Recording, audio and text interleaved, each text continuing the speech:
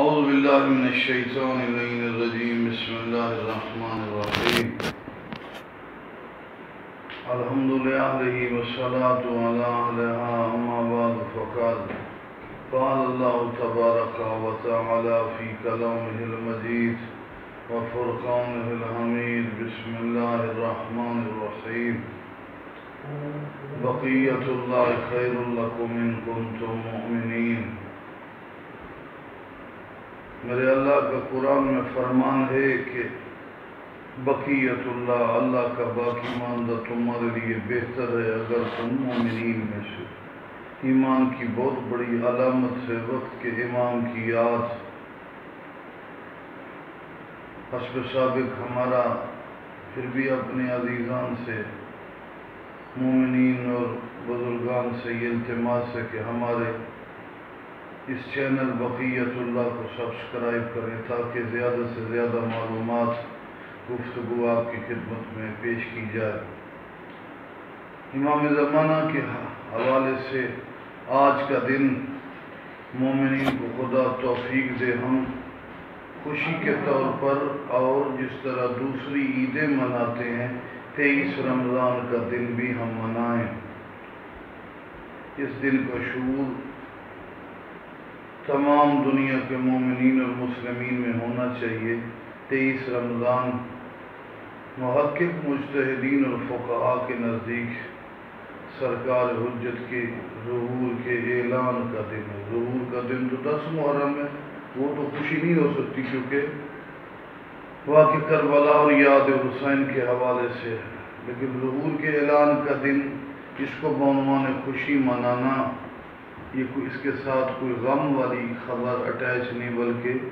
یہ ایک امید مومنین ہے۔ سرکار حجت کا دن، اگرچہ کل ہم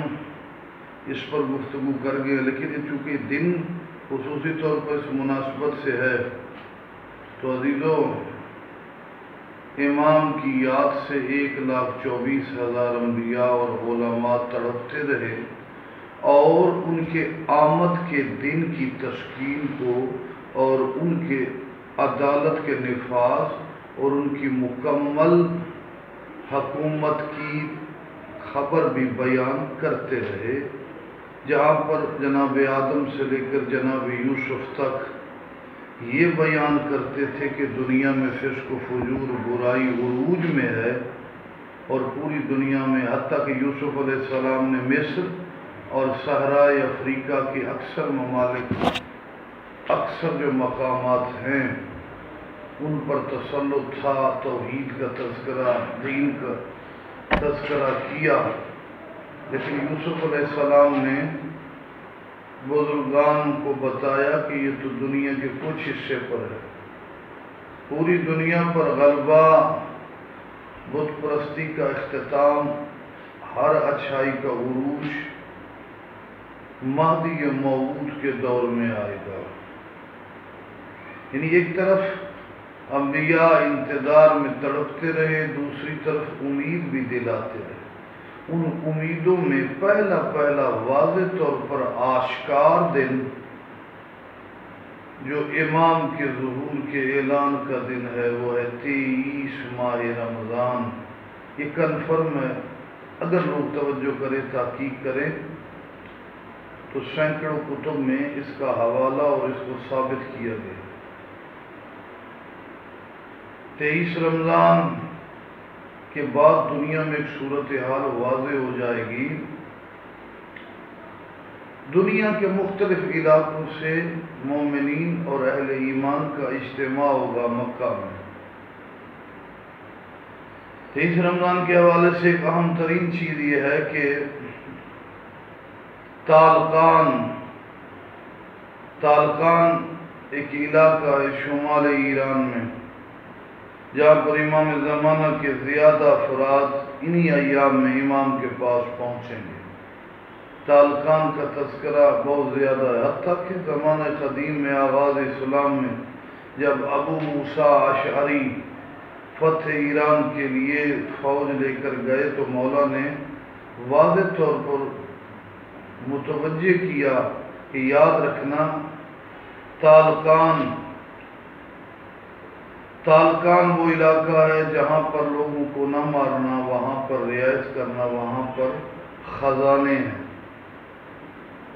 تالقان میں سونا، چاندی، ہیرے، جواہرات، موتیوں کے خزانے نہیں۔ حضرت امیر علیہ السلام نے، مولا علی نے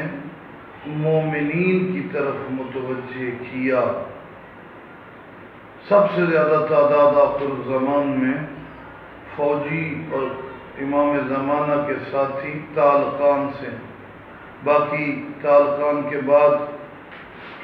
شہر قم کا بھی تذکرہ ہے۔ تالقان اور قم سے درجنوں کمانڈرز اور فوجی آئیں گے۔ اس کے علاوہ باقی علاقوں کا بھی تذکرہ ہے، خوزستان، کرمان، شیراز، عراق کے مختلف علاقوں سے، حتیٰ کہ شام والا ملک جہاں کسی زمانے میں بنی امیہ کی اجارہ داری اور اڈے تھے، آج اچھی خاصی آبادی 50 لاکھ کے قریب سوریہ میں مومنین ہیں، تو یہاں سے بھی کافی کمانڈرز آئیں گے۔ کتب میں سید حسینی ملتان سے بھی فوج آئے گی۔ اور اذا کان القائم بخراسان الذی یسع من السین والملتان، سمرقند، بخارا، مرری، ترکمانستان کا جو شہر ہے جہاں امام رضا علیہ السلام نے دین کے تحفظ کے لیے بہت بڑا کام کیا، اس زمانے کا مرواج کا مرری۔ اس کے علاوہ دینور، نہاوند، ایران کے علاقے، یہ بھی حضرت کی اس ظہور اور انہی ایام 23 رمضان کے بعد فوجیں اور افراد و مومنین حق کے لیے اکٹھے ہوں گے۔ نیشا پور مشہد کا بھی تذکرہ ہے۔ آذربائیجان سے بھی فوجوں کا آنا ہے، اور ملک آرمینیا سے سروشی نامی شخص کا قیام ایمان کے خلاف، لیکن اس کو بدترین شکست رائے تہران کے قریب ہوگی۔ کئی شہروں میں تعداد درجنوں اور سینکڑوں پر مشتمل ہے فوجیوں کی اور کمانڈرز کی۔ سندھ کا بھی تذکرہ ہے، اور کئی مقامات پر یہ تعداد کچھ شہروں میں 2 3 حتیٰ ایک فرد ہے، تو وہ بھی بیان کیا گیا۔ ہم نے پڑھا کتب میں کہ وہ مومنین جو اس زمانے میں تنگ آ کر سرزمین عرب سے نکلے، تو مالک نے ان کے لیے، اللہ نے ان کے لیے ایسا انتظام کیا کہ ایک سرنگ ٹائپ غار بنی جس میں وہ داخل ہوئے اور ترکی میں جا کے نکلے۔ اور 23 رمضان کے بعد یہ اچانک جو اجتماع ہے، جو محرم کے مہینے میں ظہور اور حضرت کے خطبے تک، ظہور اصغر تو میں عرض کر چکا مدینے میں ہوگا، ظہور اکبر جس کا آغاز سرکار مہدی دوران کے خطبے اور جناب جبرائیل کے علم اٹھانے کے تحت مکے میں ہوگا، اس سے پہلے ان ورلڈ کے 1.5 بر اعظم سے زیادہ، 1 سے زیادہ بر اعظم سے مومنین آ جائیں گے، جس میں عرب و عجم، ہند، کابل، چین کا تذکرہ۔ میں نے تالقان کا ذکر کیا، تالقان کا ایک حصہ افغانستان میں بھی کہا جاتا ہے، لیکن ہماری اطلاع نہیں ہے کہ اس تالقان میں مومنین کی کیا تعداد ہے، وہ امام زمانہ حجت دوران کے لیے کیا تیاری کر رہے ہیں۔ آذربائیجان کے علاقے کوکاف اور ایرانی تالقان کے علاقے میں، چونکہ میں آپ کے سامنے ایک بات کی وضاحت کروں، حضرت ابراہیم علیہ السلام کے جو 2 بیٹے تھے، حضرت اسحاق اور حضرت اسماعیل، جناب اسحاق کی نسل فلسطین، شام اور عراق کے کچھ علاقوں کے علاوہ، شمالی عراق کے کچھ علاقوں کے علاوہ ایران اور ترکی کے علاقے میں اسحاق علیہ السلام کی اولاد آباد ہوئی، جن میں سے پہلے کچھ یہودی مذہب سے منسلک تھے، پھر عیسائی ہوئے، اور آج الحمدللہ انہی کی نسلیں سینٹرل ایشیا اور ایران میں مومنین پر مشتمل ہیں، اور زیادہ آبادی اگر پرسنٹ نکالا بھی جائے تو 50% سے زیادہ مشرقی وسطیٰ اور آذربائیجان اور سینٹرل میں مجموعی طور پر مومنین کی زیادہ نکلتی. وہ اوقات میں نے عرض کی آذربائیجان اور تالقان میں وہ لوگ آ کے بسے جو اسحاق علیہ السلام کی اولاد میں جناب یوسف اور جناب بنیامین کی اولاد سے، چونکہ دو پاکیزہ نبی کے بیٹے تھے. حضرت یوسف تو خود نبی تھے، تو ان کی پاکیزہ نسل آخر میں امام زمانہ کے لیے بھی کام دیں گی. اور ان علاقوں میں یہ یوسف اور بنیامین کی بھی بڑی اولاد 23 ماہ رمضان سے لے کر 10 محرم تک، یعنی 3-4 مہینوں میں یہاں سے بھی بہت بڑی تعداد امام زمانہ علیہ السلام کے لیے اٹھے گی اور مقام حضرت کے قریب پہنچیں گے. اب خدا جانے 313 جو کور کمانڈر جو حضرت کی ابتدائی لشکر و حکومت کا نقشہ اور ڈھانچہ ہے، اس میں یہ تفصیل تو نہیں کہ کمانڈر کس کس جگہ کے ہوں گے، لیکن یہ واضح ہے کہ حجاز اور اطراف سے کمانڈر نہیں ہوں گے. عرب کے ان موجودہ ممالک سعودی عرب یا گلف کی ریاست سوائے یمن کے، یمن سے تو ملتا ہے. ایک روایت میں سید حسین، ایک میں حسن یمانی، یمن سے پہلا لشکر. اور انہی ایام میں 23 رمضان عید کی بات کر رہا ہوں، یمن سے جو آنے والا لشکر معصومی نے فرمایا کہ وہ ہدایت کے زیادہ قریب ہوں گے. یعنی سمرقند سے جو لشکر آئے گا یا جو ملتان سے آئے گا یا چین سے آئے گا یا ماوراء النہر یا قزوین سے، شعیب بن صالح تمیمی، جن کے بارے میں ان کی خد و خال کے بارے میں یہ کہا گیا کہ ہلکی داڑھی والے شعیب بن صالح تمیمی. اور حضرت عیسیٰ علیہ السلام کے نزول آسمان سے پہلے وہ حضرت کی سلطنت جہانی کی ابتدائی ڈھانچہ اور جو فوج ہے اس میں امام کے وہ وزیر اعظم ہوں گے حضرت عیسیٰ سے پہلے تک. جب عیسیٰ علیہ السلام آئیں گے تو پھر شعیب بن صالح تمیمی امام کے main chief of the army staff نہیں ہوں گے، پھر حضرت عیسیٰ ہوں گے. اور امام کے پرائم منسٹر حکومت کی اور وزیر اعظم بھی عیسیٰ علیہ السلام. تو جناب شعیب بن صالح تمیمی کا بھی تذکرہ ہے. ان کا لشکر بھی بلند. ازبکستان کے شہر سمرقند، جس کے بارے میں عظیم محقق شیخ محمد رباط فرتوسی نے کتاب شخصیات ما قبل ظہور شریف میں پورا نقشہ کھینچا اور سمرقند کا شہر بھی دکھلایا. اس میں خریطۃ جمہوریہ ازبکستان و تظہر فیہا مدینۃ سمرقند. نقشہ ازبکستان میں معروف شہر سبز بخارا، سمرقند اور تاجکستان ہیں. تاشقند ہے. تاجکستان تو ایک علیحدہ ملک ہے جہاں بھی وہاں بھی لاکھوں کی تعداد میں مومنین ہیں، لیکن اس میں حضرت حجت کی افواج کا تذکرہ وہاں. اور قزاقستان جو رقبے کے لحاظ سے مسلمانوں کا سب سے بڑا ملک ہے، اس میں بھی تذکرہ کمانڈر یا افواج کا تاریخ میں نہیں. البتہ ازبکستان جو میں نے عرض کیا، سمرقند اور ادھر مراری ترکمانستان کا بڑا شہر اشکاباد، اس کے بعد مراری مرگ جو تھا مامون کے زمانے میں، وہاں بھی امام کی فوج کے اجتماع اور امام کی فوج کے حوالے سے تیاری کا تذکرہ کیا گیا. مراری اور سمرقند کا سینٹرل ایشیا میں، خصوصی طور پر وسطی ایشیا میں، وسطی نہیں بلکہ ایسا کہیں ایشیا کا درمیانی جو علاقہ ہے، مشرق وسطیٰ تو ایران عراق کے علاقے کو کہتے ہیں، تو یہاں سے ہے. یہ میں پہلے عرض کر چکا ہوں کہ 3 مہینے پوری تاریخ میں بڑے اہم ہوں گے. یہاں پر بہت خالص اور پاکیزہ مومن امام کے پاس پہنچیں گے، اور یہی 23 رمضان کے بعد والی صورتحال ہے کہ جیسے روایات میں کہ حق اور باطل کو چھانٹ دیا جائے گا، جو مکمل ہو جائے گا کام، جو کافروں اور منافقوں کی نسلوں سے مومنین نے ان کی صلب سے آنا ہے وہ بھی علیحدہ ہو جائیں گے، اور بعض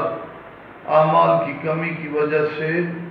جو مومنین کے صلبوں سے منافق اور کافر، جیسے قرآن میں اللہ نے کہا ہے یخرج الحی من المیت سے مخرج المیت من الحی، ہم زندوں سے مردہ اور مردوں سے زندہ نکالتے ہیں۔ اس کا یہی مطلب ہے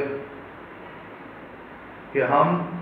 کافروں کی صلبوں سے مومن نکالتے ہیں، مومنوں کی صلبوں سے کافر نکالتے ہیں، جیسے یزید کی صلب سے معاویہ ثانی اس کا بیٹا، جس نے باپ کا انکار کر کے اہل بیت کے گھر کو حق کہا، جناب عمر بن عبدالعزیز جو بنی امیہ میں نجیب اور اچھے تھے، جنہوں نے حق کی وکالت کی اور حمایت اور ساتھ دی۔ اسی طرح جناب بہلول دانا، جناب وہب ابن عمرو، انہوں نے بنی عباس کے خاندان سے ہو کر بھی مردہ اور بے ضمیر خاندانوں سے گوہر موتی اور خزانے ایمان کے ظاہر ہوئے۔ تو یہ چھانٹ دیا جائے گا دور 23 رمضان سے 10 محرم تک کے نتیجے والی کیفیت ہوگی، بالکل کھرے انداز سے اور صاف انداز سے صفائی ہو جائے گی، مومن ایک طرف منافق ایک طرف، اور اس وقت مومنین وہی ہوں گے جو امام زمانہ کے قریب آئیں گے۔ ایک بہت بڑی غلطی کی گئی جس کا ہم نے کافی دروس میں بتایا کہ جی امام کے متعلق ظلم کے امام آئیں گے تو فقط قتل و غارت یہ وہ، حتیٰ کہ بعض روایات جو سند سے خالی ہیں غلط کہ امام 18 سال کے بچے جس کو فکر نہیں آتی کہ قتل کر دیں گے، غلط، یا امام زمانہ ہر ایک مجرم کو فوری سزا دیں گے، غلط۔ عدالت کا نظام ہوگا اور انہی 3 ماہ میں میرے عزیزو ہر چیز اختیار پہ ہوگی اور ہر چیز علیحدہ ہوگی۔ ہاں امام کسی مذہب کے افراد کو نہیں ماریں گے جو بغاوت کر کے خود جنگ کرنے آئیں گے وہ امام کے ساتھ، اور انہی تینوں ایام میں کچھ سرگرمیاں تیز ہو جائیں گی، خارجی اور ناصبی افراد ابھر کے سامنے آئیں گے۔ اس کے علاوہ دجال اور سفیانی جس کے متعلق بات نہیں کرنی وہ ہو چکی ہے، اس کے علاوہ فرقہ بطریہ یا ابتریہ یہ زیدی فرقے کی شاخ ہے، زیدی فرقہ زیادہ تر مومن 12 امامی ہو چکا ہے یا قریب میں بالکل ہے، ہاں ان کی ایک شاخ ہوگی جو امام کو پہچان کر، تو پھر اس بات کو سمجھے کہ وہ جب امام کے سامنے بغاوت میں ہوں گے تو پھر وہ شیعہ نہیں رہے ہوں گے، یہ لفظ غلط ہے کہ امام شیعوں کو ماریں گے، جو خارج ہو جائے گا ایمان سے اسلام سے تو پھر وہ سوال غلط ہے کہ امام شیعوں پر تلوار اٹھائیں گے، جب وہ شیعہ رہے ہی نہیں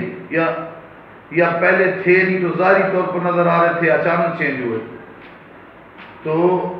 انہی ایام میں 23 رمضان سے لے کر 10 محرم تک خارجی، ناصبی، دجال، سفیانی ایک طرف مومنین اکٹھے ہوں گے، دوسری طرف فتنے پھوٹ پڑیں گے جن میں ابتریہ، خارجی، ناصبی، دجال، سفیانی کا خود ہے۔ سخت امتحان کے اس وقت میں جب امام زمانہ مخفی انداز میں 23 رمضان کے بعد مکے کی طرف جائیں گے تو مومنین بھی بڑی پریشانیوں میں ہوں گے، اچانک پریشانیاں رفع، زمین قرعات سے امید، پہلے کہہ چکا ہوں، محمد باقر مدرسی نے کہا کہ امام زمانہ مکہ اور مدینہ، مکہ اور یمن کے درمیان قرعہ سے اٹھیں گے اور اپنے تمام مومنین کا جائزہ لیں گے۔ میرے عزیزو اس 23 رمضان کو یاد رکھو، چونکہ ناگہانی اور اچانک ظہور ہے، یہ نہ ہو کہ جبریل آواز دے، ندائے صوت سیاح اور آواز بلند ہو اور ہم سستی میں پڑے ہوں، اور اس قسم کی سستی بس اوقات برباد کرتی، جیسے نبی پاک کے متعلق یہودی خبریں دیتے تھے مدینہ میں کہ آخر زمان نبی آنے والا ہے، اوس اور خزرج والو تم تم سے پوچھ لیں گے۔ اپنے آپ کو یہ صاحب ایمان سمجھتے تھے، اور جو ان کے یہودیوں کے علماء نبی کی خبر دیتے تھے، اچانک نبی پاک کا ظہور ہوا ناگہانی طور پر، تو جن کو ڈراتے تھے وہ مسلمان ہو گئے، یہ خبر دینے والے زیادہ کافر اور مرتد ہو گئے۔ یوں نہ ہو کہ اچانک امام کا ظہور ہو، جیسا کہ روایات میں ناگہانی 23 رمضان کو اعلان ہو، اور ہم سستی سے بیٹھے رہیں اور حضرت کی نصرت نہ کریں، بلکہ وہ خالی ہمیں تباہ برباد اور ہلاک کر دے۔ لہذا گزارش ہے کہ آج کے دن 23 رمضان میں دعا بھی بکثرت پڑھیں 14 دفعہ، یہ کوئی ورود نہیں، ہم زیادہ بھی کر سکتے ہیں۔ 14 معصومین کے نام پر اللہم کل ولی کل کی دعا، یا صالح یا با صالح، اور اپنی نسلوں کو بتائیں کہ 23 ماہ رمضان کا دن بھی منایا جائے، جیسے 9 ربیع الاول تاج پوشی، 15 شعبان حضرت کی ولادت کا جشن ہے، اسی طرح یہ بھی منایا جائے۔ یہ نہ ہو کہ حجاز میں دور دراز کے ممالک کے لوگ پہنچ جائیں اور ہم ابھی کہیں کہ امام کے ظہور میں دیر ہے، یہ غلطی قابل برداشت نہیں ہے۔ ایام کو یاد کرنا بھی متوجہ کرتا ہے۔ پھر میری گزارش ہے 23 رمضان امام کے ظہور کے اعلان کا دن، اپنے بچوں کو، نسلوں کو، محلے والوں کو، خاندانوں کو بتائیں کہ یہ دن منائیں۔ 19، 21، 23 کی میں نے قطعاً مخالفت نہیں کی، وہ ایام اپنی جگہ پر، لیکن لیلۃ القدر کنفرم نہیں، 3 میں سے کوئی ایک ہے۔ آج کا دن امام کے حوالے سے یقینی ہے، لہذا اس یقینی دن کو بھی منایا جائے۔ والسلام علیکم ورحمۃ اللہ وبرکاتہ۔